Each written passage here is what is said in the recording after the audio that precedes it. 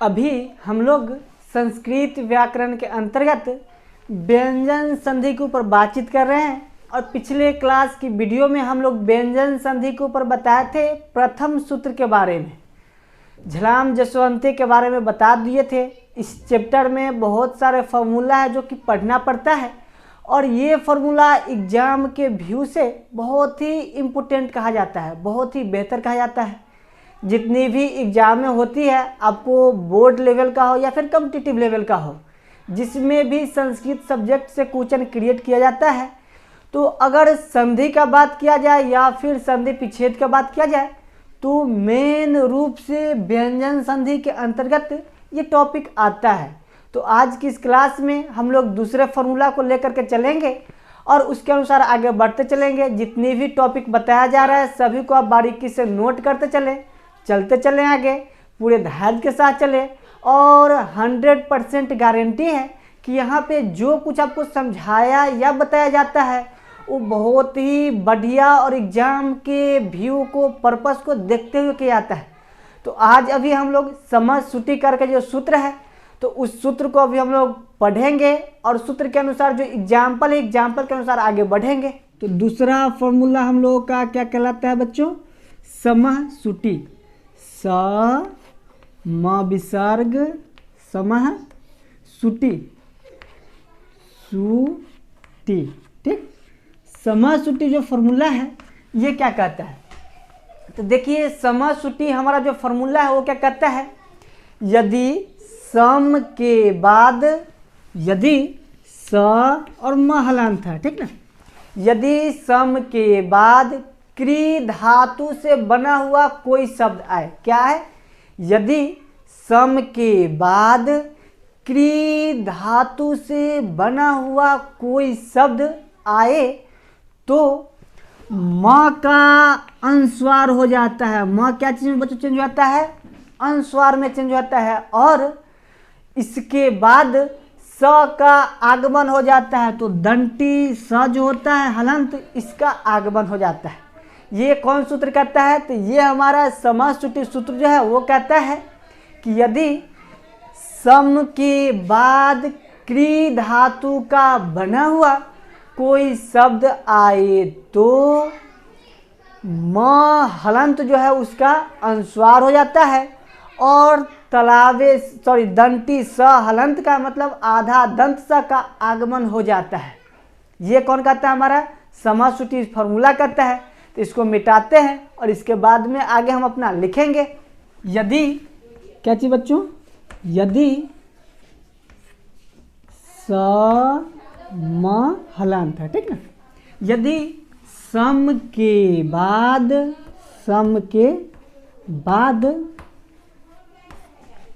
क्री धातु से निष्पन्न, क्री धातु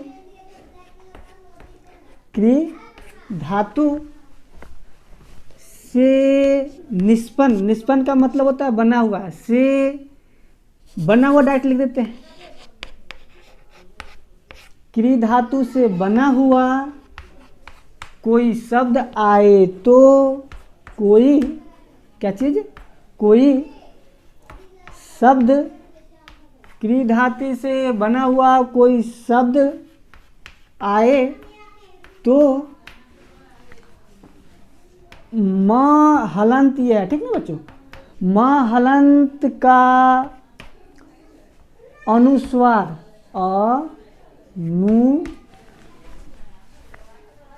अनुस्वार, ठीक ना, अनुस्वार ब्रैकेट में लिख दे रहे हैं, अनुस्वार के फॉर्म में आता है, अनुस्वार हो जाता है,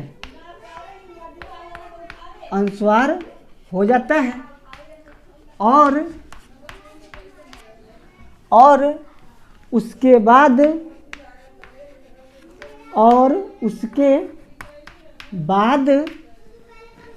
स का आगमन हो जाता है। तो स हलंत है, ठीक ना, स का आगमन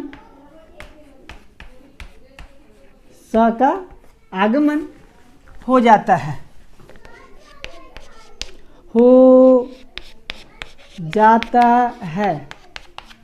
देखिए बच्चों ये क्या कह रहा है, हमारा समः सूटी जो फॉर्मूला है वो क्या कह रहा है यदि सम के बाद क्री धातु से बना हुआ कोई शब्द आए तो म हलंत है उसका क्या हो जाएगा बच्चों, अनुस्वार हो जाएगा। और म हलंत का क्या हो जाएगा, अनुस्वार हो जाएगा। और उसके बाद मतलब म अनुस्वार के बाद, किसके बाद, तो अनुस्वार के बाद स का आगमन हो जाता है, मतलब दंती स जो आधा है वो हमारा दंती स का आगमन हो जाता है, मतलब अपना मन से दंती स आधा आ जाएगा। ठीक ना। तो ये हमारा कौन सूत्र कहता है, ये हमारा समष्टि समश्रुति जो सूत्र है वो कहता है यदि सम के बाद क्री धातु से बना हुआ या क्री धातु का बना हुआ कोई शब्द आए तो म का अनुस्वार हो जाता है और उसके बाद स का आगमन हो जाता है। अब इसका एग्जाम्पल लेते हैं, जैसे सम जोर कारह, सम जोर कारह, सम जोर कारह। यहाँ पर देखिए कह रहा है यदि सम के बाद, तो सम यहाँ पर टॉपिक है कि नहीं है बच्चों, तो सम टॉपिक है। तो इसके बाद कौन आ रहा है, तो ये टर्म आ रहा है। अब जो कह रहा है इसमें ढूंढेंगे, अगर सेटिस्फाइड हो रहा है तो इसके फॉर्मूला के अनुसार बनेगा, नहीं तो नहीं बनेगा। तो हम लोग देखते हैं, यदि सम के बाद क्री धातु से बना हुआ, तो क्री धातु से बना है कारह शब्द जो है, ये क्री धातु से बना हुआ है। किस धातु से कौन शब्द बना हुआ है उसको अगले क्लास में, किसी क्लास में विशेष रूप से डिटेल्स में बातचीत करेंगे। तो अभी हम लोग संधि विच्छेद के अंतर्गत चल रहे हैं, संधि के अंतर्गत चल रहे हैं, तो अभी डायरेक्ट चल रहे हैं। ठीक ना। तो कारह जो है क्री धातु से बना हुआ है, किस धातु से बच्चों बना हुआ है, तो क्री धातु से बना हुआ है। ठीक ना। तो कह रहा है क्री धातु से बना हुआ कोई शब्द आए तो देखिए पहला पार्ट हमारा सम है, सम के बाद कुछ आ रहा है तो आ रहा है। अब क्री धातु से बना हुआ है कि नहीं बना हुआ है, तो बना हुआ है। तो पहला सम आ गया, उसके बाद क्री धातु का बना हुआ शब्द आ गया, तब आगे हमारी परिभाषा कह रहा है तो म हलंत का अनुस्वार हो जाता है। म हलंत का क्या हो जाएगा बच्चों, तो अनुस्वार हो जाएगा। मतलब सीधा सीधा बात किया जाए तो म हलंत के जगह पर अनुस्वार का प्रयोग करेंगे बच्चों। अब किसका प्रयोग करेंगे, अनुस्वार का प्रयोग करेंगे। और इसके बाद कह रहा है और उसके बाद स हलंत का आगमन हो जाता है, मतलब आधा स जो है वो आ जाएगा।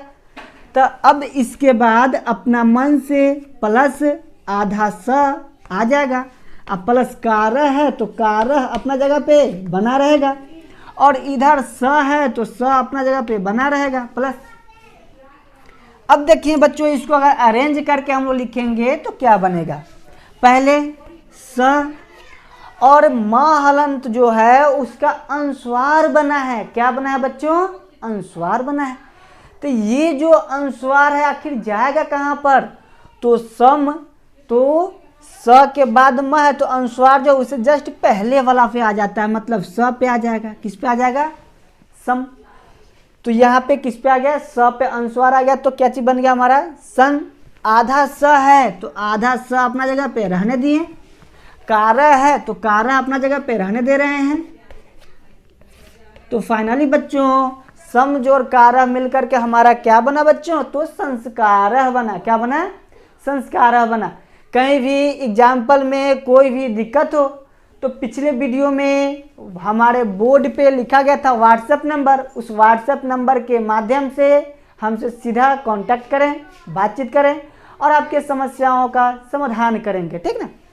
अब कुछ और एग्जाम्पल लेते हैं ताकि आप लोगों का कंसेप्ट जो है और बेहतर रूप से क्लियर हो सके।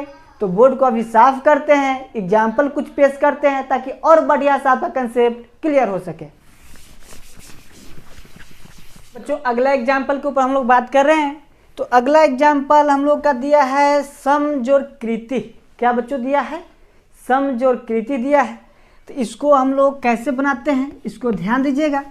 तो सबसे पहले हमारा डिफिनीशन क्या कर रहा है, यदि सम के बाद, तो सम है तो सम के बाद, तो सम के बाद देखेंगे क्री धातु से बना हुआ कोई शब्द आए तो क्री धातु से बना हुआ कृति है या नहीं है, तो क्री धातु से ही बना हुआ है। तो सम के बाद क्री धातु से बना हुआ कोई शब्द आए तो यहाँ पे आ रहा है क्री धातु से बना हुआ शब्द। तो कह रहा है म का अनुस्वार हो जाता है, मतलब बच्चों ये म हलंत जो है उसके जगह पे हम अनुस्वार प्रयोग करेंगे, ठीक।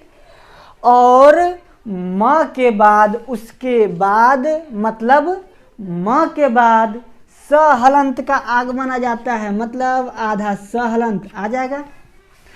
तो अपना मन से ये आया, म का अनुस्वार में कन्वर्ट कर दिए और ये अपना मन से आया, प्लस कृति जैसे है वैसे का वैसे कृति अपना बना रहेगा और स जैसे है वैसे हम अपना रहने दिए। अब देखिए बच्चों सबको अरेंज करेंगे तो हमारा क्या बन रहा है, तो स क्या है बच्चों, स और अनुस्वार का मात्रा है तो अनुस्वार का मात्रा इस पे हम लगा दिए, ठीक। तो सन आधा स है तो आधा स रहने दिए, कृति ही है तो इसमें कृति, ठीक ना। तो बच्चों फाइनली हमारा बन गया क्या चीज, संस्कृति ही बना। क्या बना बच्चों, हमारा संस्कृति बना। तो समझोर कृति मिलकर के क्या बनता है, संस्कृति बनता है। ये दोनों के दोनों एग्जाम्पल एग्जाम के पर्पज से बहुत ही वीवीआई है, बहुत ही इम्पोर्टेंट है, इसको हर हाल में कंप्लीट रखेंगे। यहाँ तक कि एग्जाम्पल को अगर हो सके तो आप याद ही कर लीजिए। समझ और कृति मिलकर के क्या बनता है, तो संस्कृति बनता है। इस एग्जाम्पल को आप लोग कंप्लीट कर लेंगे। अब आगे हम लोग अगले सूत्र के बारे में चलते हैं। अगला सूत्र हमारा है यरो अनुनास के अनुनासिकों। कौन सा सूत्र है, यरो अनुनास के अनुनासिकों। फिलहाल बोर्ड को मिटाते हैं, सूत्र लिखेंगे और उसको फिर एक्सप्लेन करेंगे, ठीक ना। देखिए बच्चों अभी हम लोग बात कर रहे हैं यरो अनुनासिके अनुनासिकों। ये जो सूत्र बड़ा सा है, पिछले क्लास में भी आप लोग को बताए थे एक टर्म। यहाँ पर ये जो साइन दिखाई दे रहा है इसको बोलते हैं अवग्रह। क्या बोलते हैं बच्चों, अवग्रह बोलते हैं। अवग्रह का साइन है, इसका मतलब होता है आधा अ। क्या चीज होता है इसका मतलब, आधा अ होता है। तो इसको अ उच्चारण करते हैं यरो। अब अनुनासिके, ठीक ना। तो यरो अनुनासिके अनुनासिको, अनुनासिको व, ठीक है। तो पूरा फॉर्मूला एक साथ पढ़ते हैं तो पूरा फॉर्मूला आता है यरो अनुनासिके अनुनासिको व। तो ये फॉर्मूला क्या कहता है, तो ये फॉर्मूला हमारा कह रहा है यदि वर्ग के प्रथम वर्ण के बाद पंचम वर्ण आए तो उसी वर्ग का या फिर उसी वर्ण का या फिर उसी वर्ण के स्थान पर तृतीय या पंचम वर्ण का प्रयोग किया जाता है। किसका प्रयोग किया जाता है, तो तृतीय या पंचम वर्ण का प्रयोग किया जाता है। और साथ ही साथ नोट में लिखा जाता है कि अधिकांश मात्रा में पंचम वर्ण का ही यूज हम करते हैं। किसका यूज करते हैं बच्चों, पंचम वर्ण का ही हम यूज करते हैं। तो अभी यरो अनुनास के अनुनासिकों बाद सूत्र का जो डिफिनीशन कहता है उसको हम लिख रहे हैं, फिर उसके बाद इसके एग्जाम्पल के ऊपर हम लोग बातचीत करेंगे। तो इसका डिफिनीशन क्या कहता है, यरो अनुनास के अनुनासिकों बाद सूत्र का डिफिनीशन कहता है यदि वर्ग के प्रथम वर्ण के बाद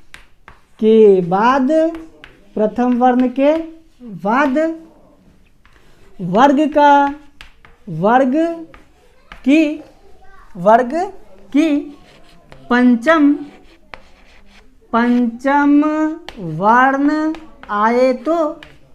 पंचम वर्ण आए तो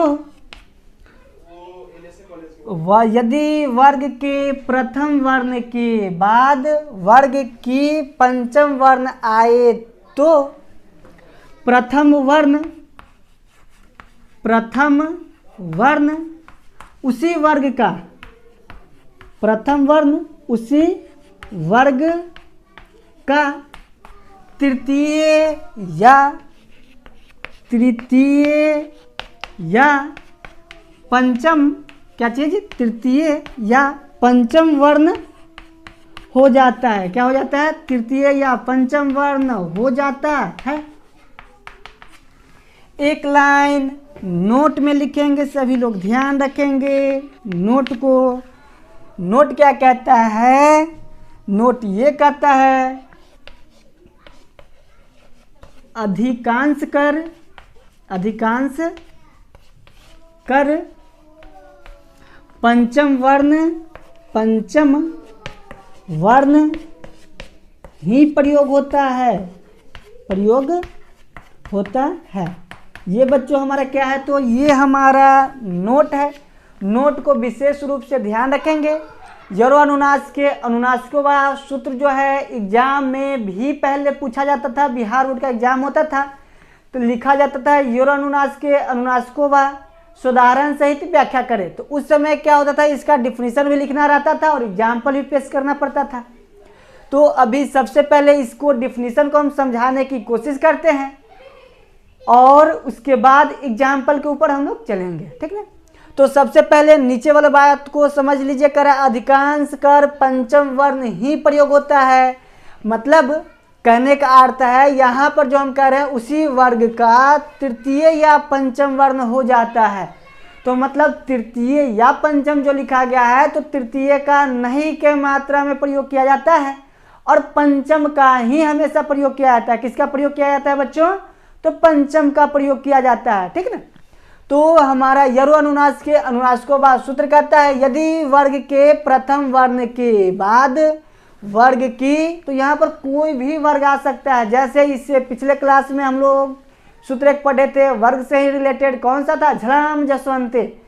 उसमें भी इसी प्रकार का था और उसी का थोड़ा बहुत चेंज करके ये सूत्र दिया गया है यरो अनुनास के अनुनासिकों का, ठीक ना।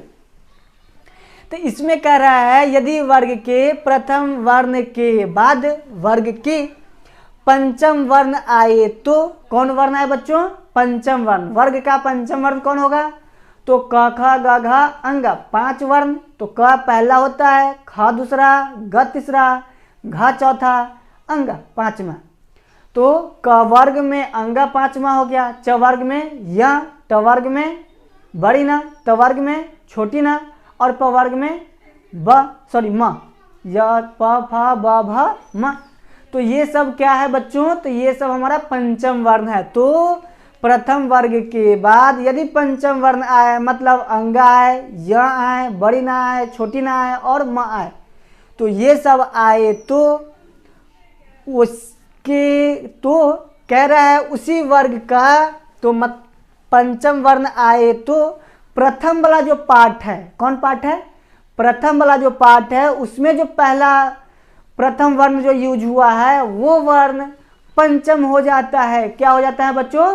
पंचम हो जाता है। अभी एग्जाम्पल हम नोट कर रहे हैं, जैसे वाक जोर मय।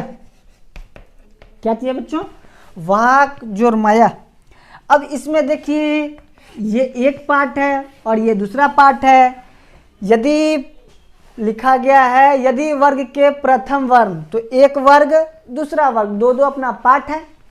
तो यदि वर्ग के प्रथम वर्ण, तो वर्ग के प्रथम वर्ण ये है। वर्ग का प्रथम वर्ण कौन इसमें है? तो क है। वह थोड़े है, नहीं, वह तो आएगा जड़ लगों में आता है। तो वर्ग के प्रथम वर्ण, तो प्रथम वर्ण कौन है? क है। तो प्रथम वर्ण के बाद किसी वर्ग का, या फिर प्रथम वर्ण के बाद किसी वर्ग का, यहाँ पर लिख सकते हैं प्रथम वर्ण के बाद किसी वर्ग की पंचम वर्ण आए। तो किसी वर्ग की पंचम वर्ण है तो यहाँ पे म बच्चों कौन सा वर्ण है? तो पंचम वर्ण है। तो किसी वर्ग की पंचम वर्ण आए तो प्रथम वर्ग का जो वर्ण है इसके स्थान पर तृतीय या पंचम हो जाता है। तो बच्चों इसके स्थान पर क्या चीज बच्चों हो जाएगा? तो एग्जाम्पल के ऊपर जस्ट लाइन देखिए, कह रहा है अधिकांश कर पंचम वर्ण ही हम प्रयोग करते हैं। तो सीधा सीधा बात है कि क के जगह पर तीसरा वर्ण मतलब ग नहीं आ सकता है, ठीक है ना। अब क्या आएगा, तो अब आएगा बच्चों पंचम वर्ण। तो पंचम वर्ण कौन है, तो बच्चों पंचम वर्ण हमारा अंगा है। तो कहने का अर्थ है इसके जगह पे बच्चों अब हम क हलंत है उसकी जगह पे अंगा हलंत का यूज करेंगे, ठीक। एक बार फिर से देखिए, कह रहा है वर्ग के प्रथम वर्ण के बाद, तो वर्ग के प्रथम वर्ण हमारा क हुआ, वर्ग के प्रथम वर्ण, तो वर्ग है तो वर्ग क वर्ग च वर्ग ट वर्ग प वर्ग त वर्ग ये सब आता है वर्ग, यरलवा तो वर्ग है ही नहीं। तो कहने का मतलब है तो वह तो हमारा वर्ग में है ही नहीं, तो वर्ग के प्रथम वर्ण, तो वर्ग ये है क वर्ग में प्रथम वर्ण कौन है, क, तो क है आ रहा है प्रथम वर्ण। तो यदि वर्ग के प्रथम वर्ण, तो प्रथम वर्ण के बाद, तो प्रथम वर्ण क हुआ, इसके बाद, तो बाद किसी वर्ग का पंचम वर्ण आए तो कौन सा है, तो म है। तो म पंचम वर्ण है कि नहीं है बच्चों, तो प फ ब भ म, मतलब म हमारा पांचवा अक्षर है, पांचवा वर्ण है, तो पंचम वर्ण आ रहा है, तो आ रहा है तब क्या हो जाएगा, तो प्रथम वर्ण जो है इसके स्थान पर, क्या चीज, इसके स्थान पर या फिर ये वर्ग वर्ण हमारा तृतीय या पंचम वर्ण हो जाता है। अधिकांश कर नोट में लिखा गया पंचम का ही प्रयोग करते हैं, तो सीधा सीधा ये पंचम प्रयोग करेंगे। किसका करेंगे बच्चों, पंचम का करेंगे। तो पंचम क का पांचवा वर्ण क्या होगा, तो क पहला, ख दूसरा, ग तीसरा, घ चौथा और अंग पांचवा। तो पांचवा हुआ, तो पांचवा हम अपना अंग यहाँ पर नोट कर लिए। हैव यू एनी प्रॉब्लम, अगर किसी भी प्रकार की समस्या हो तो हमारे व्हाट्सएप नंबर जो पिछले वाले वीडियो में दिया गया है पार्ट 1 में, वहाँ से लेकर के हमारे व्हाट्सएप नंबर पे सीधा शेयर करें क्वेश्चन को, यहाँ से हम आपको सोल्व करके बिल्कुल बताएंगे, ठीक ना। अब देखिए बच्चों अपना आगे म यह विसर्ग है तो रहेगा, और वह आकार है तो अपना जगह पर रहेगा, प्लस अपना जगह पर। अब देखिए बच्चों इसको सोल्व करेंगे तो हमारा क्या बना है, वह आकार है तो वह आकार रहेगा, और अंग है उसके बाद म है, तो इस दोनों के बीच में अ का कोई उच्चारण स्थान आ रहा है क्या, आ ही नहीं रहा। तो अंग आधा है तो ऐसे ही अंग आधा रहेगा, क्या रहेगा बच्चों, आधा अंग रह जाएगा। चूंकि अ आता या आ आता या फिर कोई मात्रा स्वर वर्ण का आता तो ये परिवर्तित हो जाता, लेकिन बात यह है कि इसमें कोई वर्ण नहीं आ रहा है। तो कोई वर्ण नहीं आ रहा है तो जस्ट वैसे के वैसे ही रखा रह जाएगा, ठीक है। और माँ तो माँ, और यह विसर्ग तो यह विसर्ग। तो फाइनली बच्चों हमारा वाक् मय मिल करके क्या बना बच्चों, हमारा वांग्मय बना। क्या बना, वांग्मय बना। अब पूरे एग्जाम जो बोर्ड है सभी को मिटाते हैं, कुछ और एग्जाम्पल पेश करते हैं ताकि कंसेप्ट आपका बेहतर रूप से क्लियर होता चले।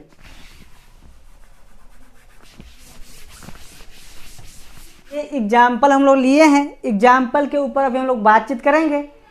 तो सबसे पहला एग्जाम्पल हमारा है जगत जोड़ना था मिल करके क्या बनेगा। तो सबसे पहले देखिए जो हमारा परिभाषा कह रहा है, परिभाषा के अनुसार सेटिस्फाइड हो रहा है या नहीं हो रहा है। सीधा सीधा परिभाषा में बात करें तो जिसको जिसको जोड़ना है तो प्रथम पार्ट में प्रथम वर्ण होना चाहिए, तो प्रथम वर्ण है, और अगले पार्ट में पंचम वर्ण होना चाहिए, तो पंचम वर्ण हमारा है। तो प्रथम वर्ण और पंचम वर्ण दोनों हैं, तो क्या होगा हमारा, यरो अनुनास के अनुनासिकोवाद सूत्र को फॉलो करेगा। तो यरो अनुनासिकोवाद सूत्र जो है वो कहता है यदि वर्ग के प्रथम वर्ण के बाद पंचम वर्ण आए तो प्रथम वर्ण उसी वर्ग का तृतीय या पंचम हो जाता है। तो यहाँ पे बच्चों हम किसका प्रयोग करेंगे, तृतीय का प्रयोग करेंगे या पंचम का प्रयोग करेंगे, तो हम पंचम का प्रयोग करेंगे, क्योंकि नीचे लिखा गया था नोट में क्या चीज, अधिकांश पंचम वर्ण ही प्रयोग किया जाता है। तो सीधा सीधा हम पंचम प्रयोग करेंगे, ठीक ना। तो इसको सोल्व करेंगे तो देखिए त के जगह पे बच्चों हमारा क्या बनेगा, तो त चेंज हो करके क्या बन जाएगा, तो इसका पंचम वर्ण, तो त थ द ध न क्या हो जाएगा, न। तो इसके जगह पे क्या हमारा बच्चों बन जाएगा, न। और त में हलंत लगा हुआ है तो न में भी हम लोग हलंत लगा देंगे, ठीक ना। प्लस ये जो टर्म जैसे लिखा गया है वैसे रहने देंगे, और यहाँ पे ज ग लगा हुआ जैसे है वैसे रहने दिए। ध्यान से देखेंगे बच्चों, फिर से एक बार कह रहा है प्रथम, जहाँ पे चेंज करना है उसको देखिए, तो प्लस साइन है उसके एक पहले एक बाद, तो पहले त है उसके बाद न है, मतलब पहला वर्ण है और ये पंचम वर्ण है, तो सीधा सीधा ये जो फॉर्मूला है इम्प्लीमेंट होगा। तो फॉर्मूला कह रहा है कि प्रथम वर्ण का स्थान पे पंचम वर्ण हो जाएगा, उसी वर्ग का, दूसरे का नहीं। तो त का पंचम क्या होता है बच्चों, तो न, और त में हलंत, तो न में भी हलंत हम अपना लगा दिए, ठीक। अब नाथा जैसे तो नाथा रहने दिए, इधर ग ज और ग, तो ज और ग वैसे के वैसे रहने दिए। अब फाइनली बच्चों इसको हम सोल्व करके क्या बनाएंगे, तो देखिए ज ग आधा न और पूरा न, तो मिल करके न संयुक्त, और इसमें आकार है तो आकार, और थ विसर्ग। तो फाइनली बच्चों हमारा मिल करके क्या बना, जगत जोड़ नाथा मिल करके बना जगन्नाथ, क्या बना, जगन्नाथ बना। अगला टर्म हम लोग का है महत जोड़ नामा। तो सबसे पहले सीधा सीधा ध्यान कहाँ पे देंगे हम बच्चों, प्लस साइन पे देंगे। प्लस साइन जोड़ना किसको है, स्वाभाविक बात है, जहाँ पे काम करना है वही ना देंगे ध्यान। पेशेंट जाता है इलाज कराने के लिए डॉक्टर के पास, सर समस्या है, क्या समस्या है, तो पेट दर्द कर रहा है। भले ही पेशेंट देखने से लग रहा है दुबला पतला है, लिकलिक है, लेकिन डॉक्टर ध्यान कहाँ देगा, तो उसके पेट पे ध्यान देगा। ऐसा नहीं कि तुम्हारा मांस भी कम है, हड्डी भी दुबला पतला है, दूसरा दवा खाओ, नहीं। तो इसी प्रकार से जो जहाँ पे वर्क डॉक्टर के करना है वहाँ पे ध्यान देता है, उसी प्रकार से हम लोग भी अपने क्षेत्र के डॉक्टर हैं, उससे कम थोड़े ना है, ठीक ना। तो डॉक्टर हैं तो यहाँ पे ध्यान कहाँ देंगे, तो जहाँ पे हमको वर्क करना है, तो त है और न है, इस दोनों पे हम लोग ध्यान देंगे। तो प्रथम वर्ण कौन है, त है, पहला वर्ण है कि नहीं है, तो त वर्ग का पहला वर्ण है।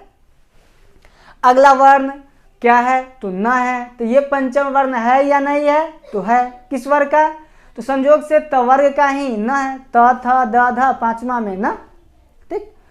तो त के स्थान पे बच्चों सीधा सीधा हमारा क्या हो जाएगा, तो इसका पंचम वर्ण हो जाएगा, तो न लिख दिए। अब न पूरा रहेगा क्या, तो त में हलंत है तो न में भी हलंत यूज करेंगे।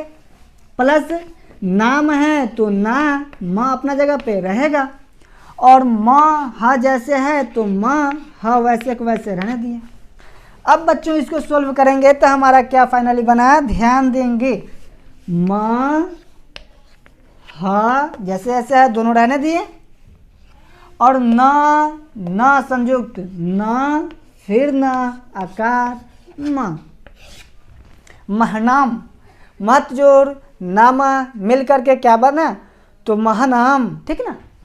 अगला टॉपिक है हम लोगों को बनाना उत्जोड़ मुखा। क्या है बच्चों, तो उत्जोड़ मुखा है। तो यहाँ पर देखिए फिर से ध्यान कहाँ देंगे, विशेष इसमें नहीं बताएंगे, सीधा प्रथम वर्ण है पंचम वर्ण है, तो प्रथम किसमें चेंज होगा बच्चों, पंचम में हो जाएगा। तो त के जगह पर न हलंत का यूज हम कर लिए, वो अपना जगह पे जैसे वैसे के वैसे बना रहा। प्लस साइन तोड़े अलग अलग, तो प्लस साइन अपना मन से दे दिए, प्लस साइन अपना जगह पे रहा, मुखा अपना जगह पे बच्चों बना रहा। अब देखिए बच्चों हमारा क्या बना फाइनली, तो फाइनली बना ऊ, तो ऊ रहने दिए, आधा न है तो आधा न रहने दिए, माँ हर्षुकार है तो म में हर्षुलकार लगा दिए, और ख विसर्ग है तो ख विसर्ग। फाइनली हमारा बन करके तैयार हो गया उन्मुखा। क्या बना बच्चों, तो उन्मुखा बना। और अंतिम है, लास्ट है उत्जोड़ नति। तो त कौन सा वर्ण है? प्रथम वर्ण है। न कौन सा वर्ण है? पंचम वर्ण है। सूत्र फॉलो कर रहा है? कर रहा है। तो क्या करेंगे? तो प्रथम के स्थान पे पंचम का प्रयोग करेंगे, तो त के स्थान पे सीधा सीधा न प्रयोग करेंगे। त में हलंत तो न में भी हलंत, उ अपना जगह पे तो उ अपना जगह पे बना रहेगा, प्लस न पी जैसे है वो अपना जगह पे बना रहा। अब बच्चों फाइनली सोल्व करेंगे तो सबको ऐड कर दीजिए, कंप्लीट, क्लियर है। तो उ आधा न फिर पूरा न है तो पूरा न, ती तो अपना जगह पे जैसे है वैसे के वैसे रहने दिए, ठीक ना। ये सब जितना एग्जाम्पल लिया गया है, सब का सब एग्जाम्पल बोर्ड के दृष्टि से बहुत ही वीवीआई है।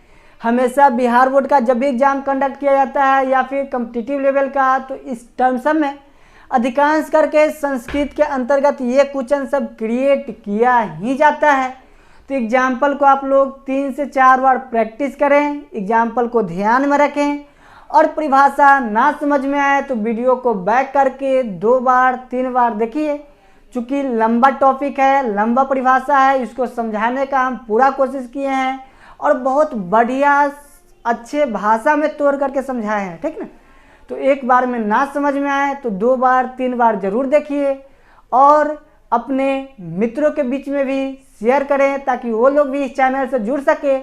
और जैसे ही चैनल पे हम लोग का संख्या पर्याप्त मात्रा में होगा तो लाइव सेशन हम लोग ऑन करेंगे और डायरेक्ट लाइव क्लास भी करेंगे, या फिर संडे को विशेष रूप से क्वेश्चन आंसर करने का रहेगा और लाइव के माध्यम से हम लोग करेंगे। तो इस प्रकार से चैनल जैसे ही हमारा ग्रो हो जाएगा तो हम लोग बहुत आगे बढ़ सकते हैं और बढ़िया तरीके से पढ़ाई कर सकते हैं। आज की क्लास को इतना ही पे हम लोग स्थगित करते हैं, मिलेंगे फिर से अगले क्लास में।